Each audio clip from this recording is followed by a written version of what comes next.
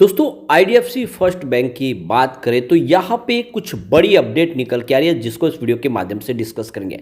IDFC first bank जो आने वाले समय में मर्जर की प्रक्रिया से आगे बढ़ने वाला है और बहुत जल्द यहाँ पे एक शानदार संभावना पॉजिटिव बन रही है।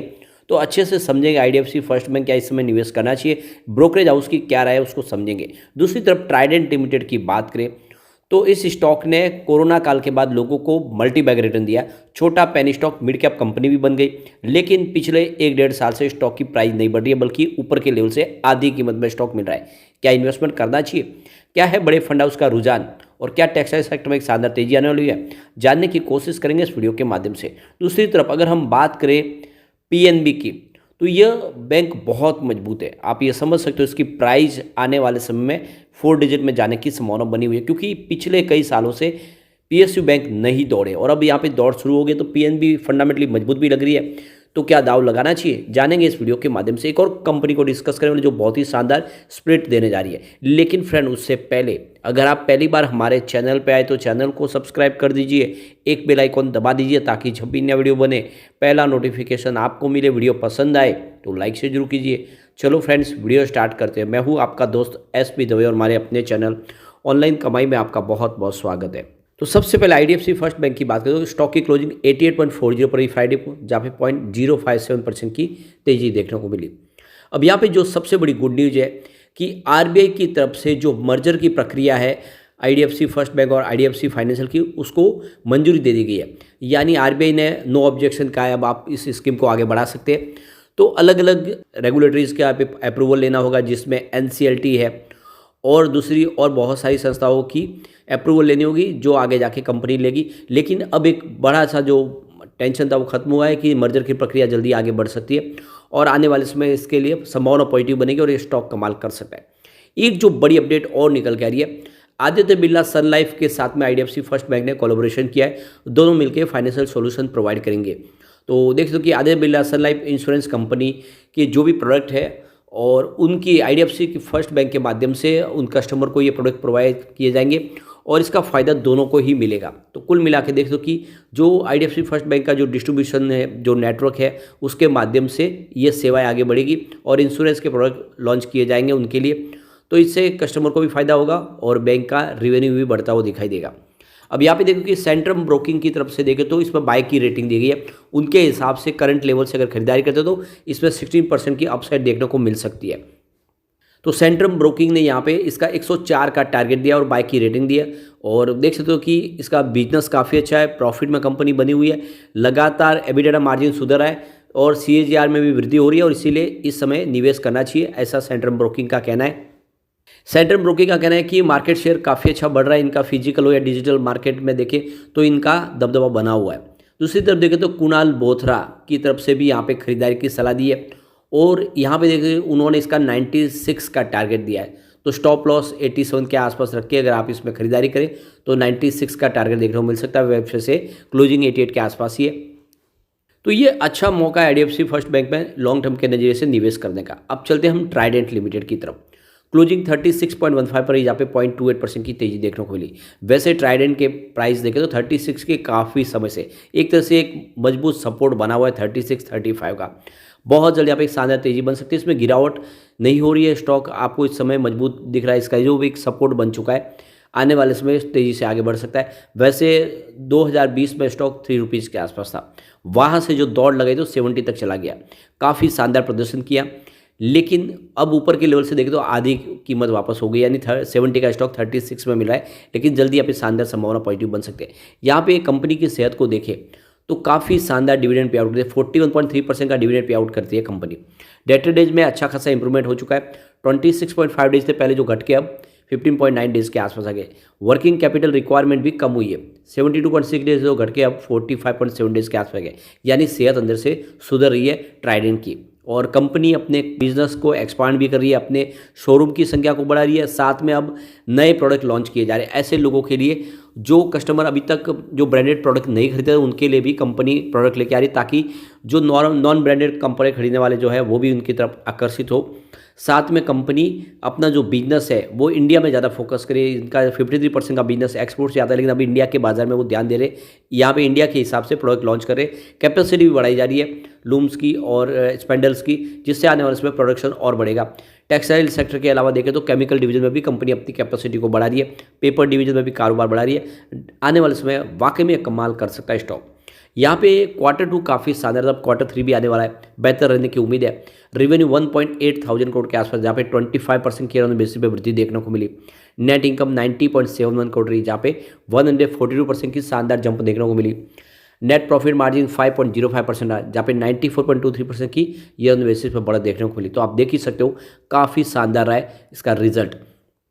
इसके अलावा अगर हम इसके शेयर होल्डिंग पैटर्न को देखें तो प्रमोटर की होल्डिंग 73.19% के आसपास है, जो सफिशिएंट है, काफ़ी अच्छी है। 75% की अपर लिमिट है।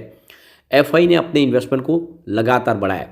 मार्च 2023 में 2.43% की होल्डिंग थी, जो जून में बढ़ के 2.47% हो चुकी है, और सितंबर आते ही 2.56% हो गई है। यानी भले ही इसकी प्राइस बढ़े ना बढ़े, एफआई लगातार इस स्टॉक में अपनी खरीदारी करे।